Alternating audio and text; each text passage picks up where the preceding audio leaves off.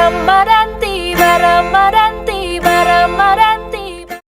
Halo kaum berbahan yang sebentar lagi akan melaksanakan ibadah puasa. Pada punya beras kan ya di rumah? Katanya mahal, bener gak sih? Oke gas, tambah 2 torang gas. Kembali lagi bersama saya Babang Don Cuan. Kali ini saya akan mereview sebuah film yang berjudul Yakuza Apokalips. Film dari negeri matahari terbit yang tidak tenggelam-tenggelam ini salah satunya dibintangi oleh aktor favorit saya, Kang Yayan Ruhian alias si Medok. Tentunya sang aktor ini berasal dari satu kota yang sama dengan kota kelahiran saya. Nama kotanya, coba tebak. Ayo coba tebak. Ayo coba tebak. Nama kotanya adalah Taipei Berisik. Jadi kalau disingkat menjadi Tasik. Film yang isinya banyak baku hantamnya ini menceritakan seorang pria yang memasuki sebuah geng Yakuza, di mana dia harus berjuang untuk membalaskan dendam pemimpinnya yang terbunuh atas pengkhianatan. Penasaran dengan filmnya kan? Sama gua juga. Ya udah, tak usah berlama-lama lagi lah. Siapkan bantal, posisikan rebahan, mari kita mendesah. Dan selamat menonton. No is no bar.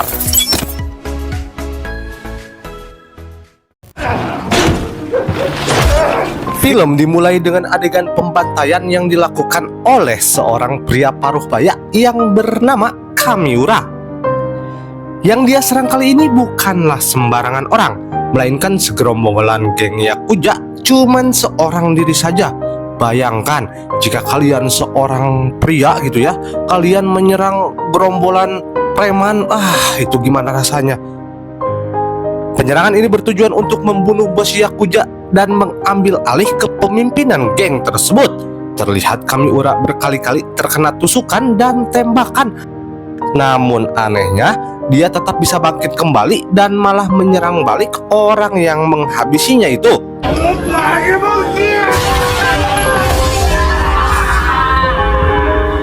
Setelah melakukan aksinya, Kamiura pulang menemui sang istri tercinta.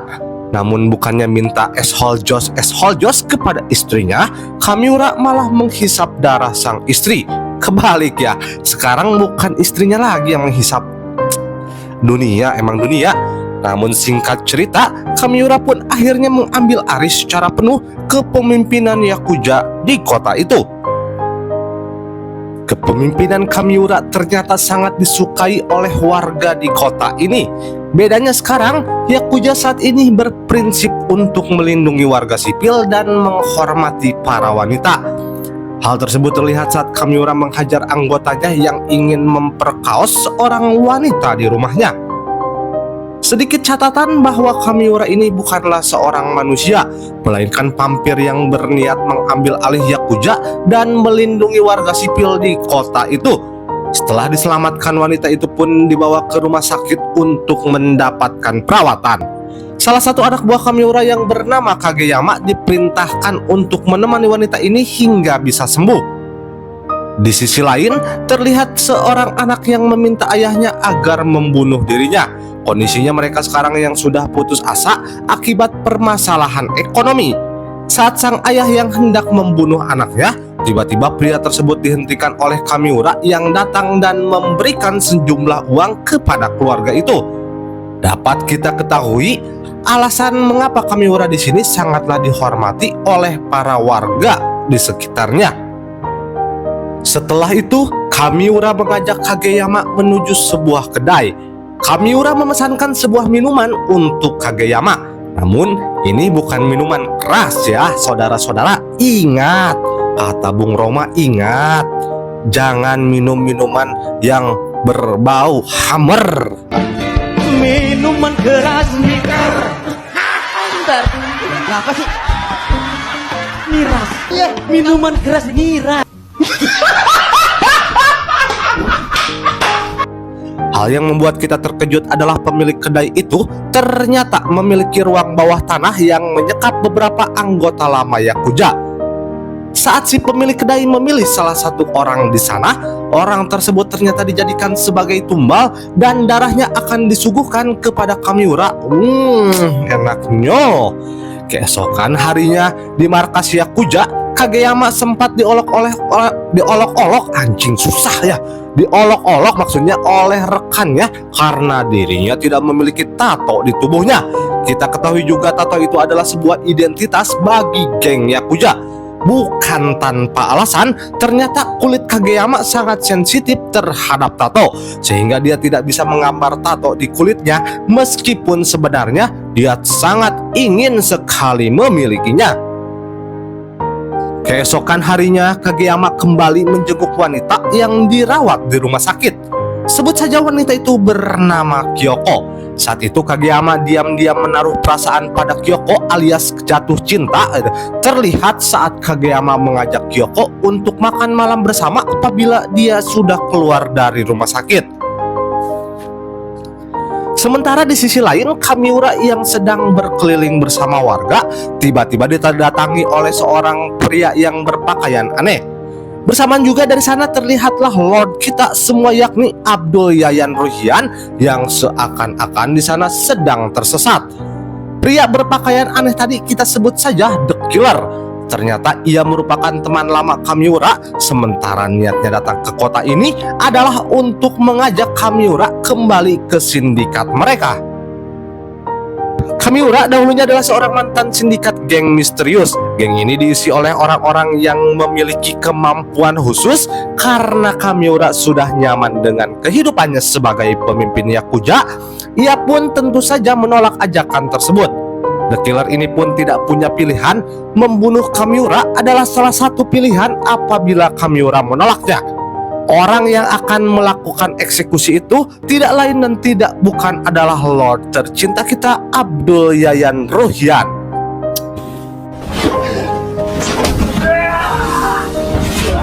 Keke banget guys, produk dalam negeri kita ternyata bisa dengan mudah mengalahkan Kamiura, seorang vampir dan pimpinan geng Yakuza.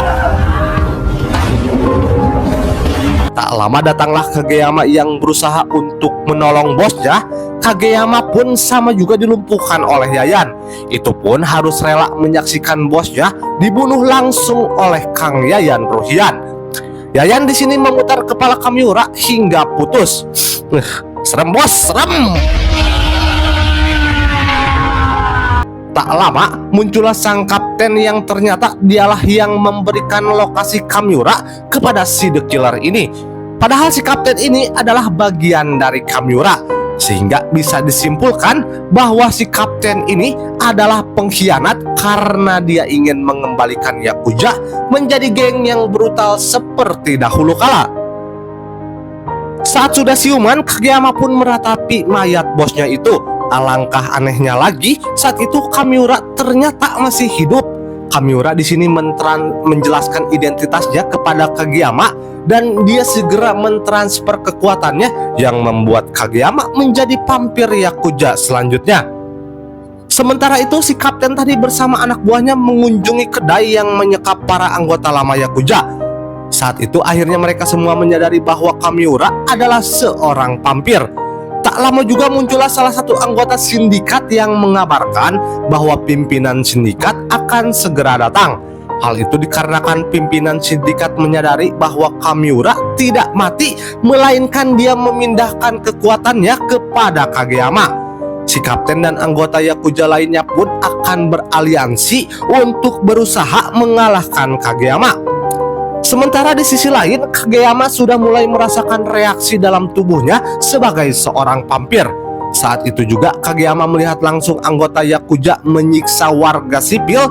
Melihat bahwa geng Yakuza yang telah melanggar peraturan, Kageyama pun marah dan membunuh mereka semua. Setelah berhasil mengalahkan geng Yakuza, Kageyama ternyata tidak bisa menahan rasa haus darahnya, sehingga dia menghisap darah dari warga sipil yang ada di sana. Akibat digigit oleh Kageyama, warga sipil itu pun ternyata berubah menjadi vampire. Dari sinilah banyak warga yang akan menjadi vampir.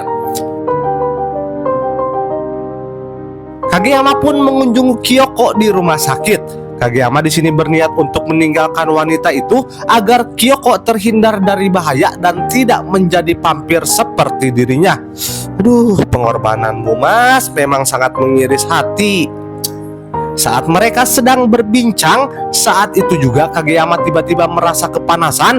Lalu saat Kyoko membuka perbannya, Kageyama pun langsung keluar karena sudah tidak tahan dengan rasa hausnya. Saat berlari keluar, Kageyama tidak sengaja menabrak seorang suster. Karena sangat haus darah, Kageyama pun menghisap darah perawat itu hingga perawat tersebut jadi vampir lagi. Singkat cerita, Kageyama pun mendatangi rumah si pemilik kedai sebelumnya. Di sana si pemilik kedai memberi penjelasan tentang vampir, di mana ternyata Kageyama harus meminum setidaknya 250 ml darah manusia dalam sehari. Si pemilik kedai juga mengatakan bahwa darah warga sipil memang lebih enak. Namun kendalanya adalah jika Kageyama meminum darah manusia secara langsung, maka hal itu akan membuat orang tersebut berubah menjadi vampir. Hal itulah yang menyebabkan Kamiura lebih memilih darah anggota lama Yakuza. Karena meskipun darahnya tidak senikmat darah warga sipil, tapi Kamiura melakukan itu supaya warga sipil tetap aman. Si pemilik kedai pun memberikan surat wasiat Kamiura yang ditunjukkan kepada Kageyama. Namun saat mereka membuka surat itu, suratnya ternyata kosong. Si pemilik kedai pun berasumsi bahwa Kageyama harus mencari tahu jalan vampirnya sendiri. Sementara itu Kageyama mengartikan jalan vampirnya adalah untuk balas dendam. Kageyama pun mendatangi rumah salah seorang anak yang hendak bunuh diri tempo hari. Lalu dia malah menggigitnya dan mengubah anak itu menjadi vampir. Ternyata hal itu dilakukan agar si anak bisa membalas dendam atas kematian ayahnya yang dibunuh oleh The Killer sebelumnya. Berpindah ke lain hati, sorry sih, maksudnya berpindah ke lain tempat, terlihat si kapten tadi dan geng Yakuza sedang mendatangi sebuah rumah warga. Di sana ternyata sudah berkumpul warga sipil yang sudah berubah menjadi vampir. Hal itu membuat para warga di sana sama sekali tidak takut dengan geng Yakuza, malahan sebaliknya, geng Yakuza malah kocar-kacir kepada mereka. Saat sedang perjalanan pulang, geng Yakuza dihadang oleh si anak tadi. Dia sekarang telah siap untuk bisa balas dendam. Anak itu pun langsung menghantam mobil mereka dengan kapak. Namun beruntung, geng Yakuza berhasil melarikan diri. Esok harinya lagi, Kageyama akhirnya datang ke markas Yakuza untuk membalas dendam. Semua anggota geng Yakuza tampak tidak berdaya melawan Kageyama. Namun saat itu juga geng Yakuza ternyata sudah beraliansi dengan The Killer dan Lord Giant. Sama juga ya. Ini kacau. Sehingga kegiatan pertarungan akan berlangsung sekali lagi dengan Lord Giant.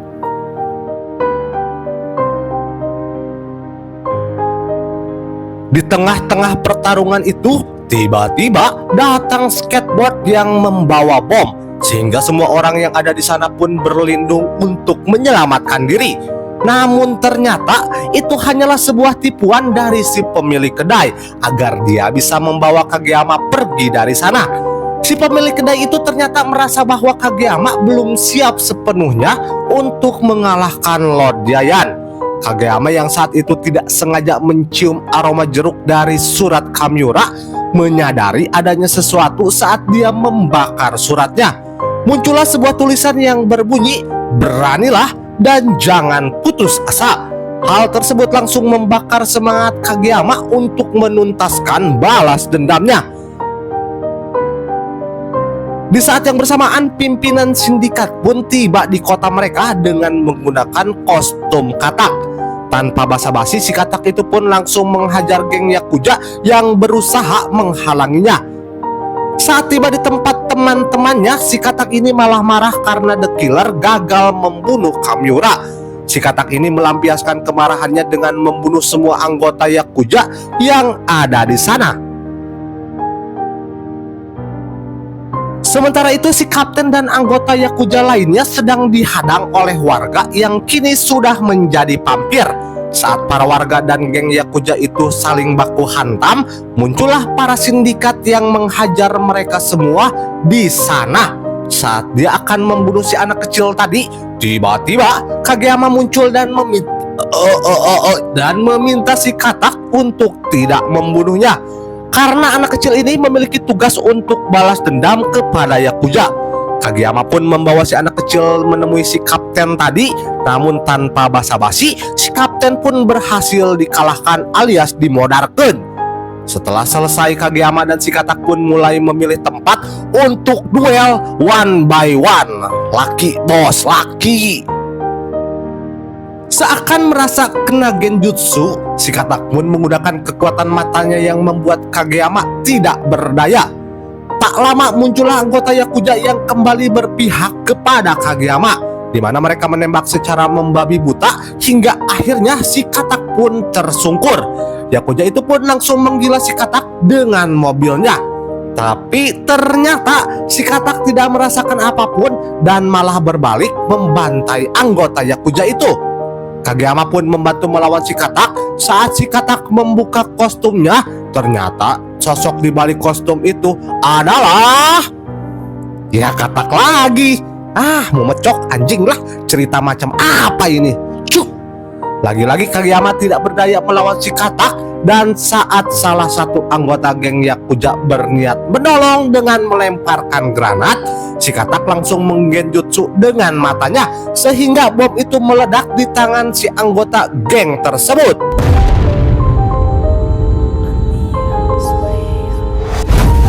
Kageyama pun kembali menyerang. Kali ini pertarungan mereka menjadi seimbang. Lalu saat Kageyama meninju pusar si Katak, dia pun menyadari bahwa si Katak ini punya suatu kelemahan. Dan benar saja, saat Kageyama membuka penutup pusar si Katak itu, si Katak pun meringis kesakitan dengan berkata, "Aduh, jangan mas, aduh, jangan mas." Tiba-tiba dia berpindah ke dimensi lain. Cing, sumpah, aduh, pok jidat gua anjing nggak jelas.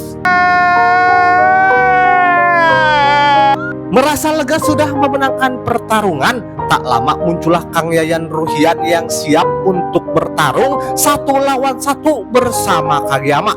Mereka pun bertarung dengan sangat semangatnya dengan saling memukul satu sama lain.